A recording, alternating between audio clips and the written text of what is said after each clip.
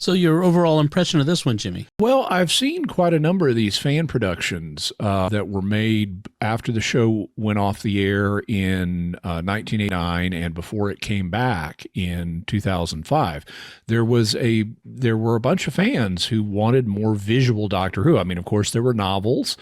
And then there were audio plays and things like that, but they wanted more televised stuff. And so some of them did productions involving Doctor Who with the name taken off of it because they couldn't get the rights from the BBC. So like there's a series that follow several videos that follow the Sixth Doctor and Perry, only they're called like The Stranger and Miss Brown, and they are really horrible.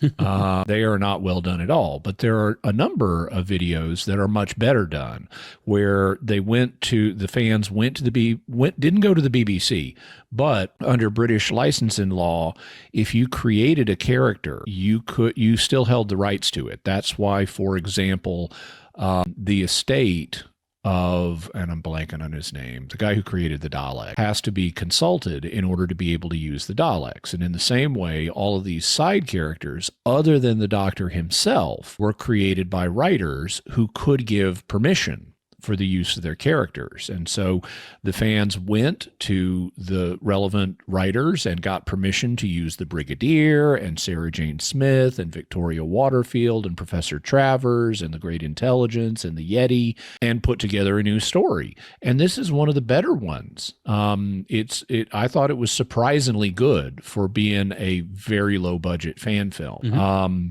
In fact, it was directed by Christopher Barry, who was one of the directors on the Doctor Who TV show.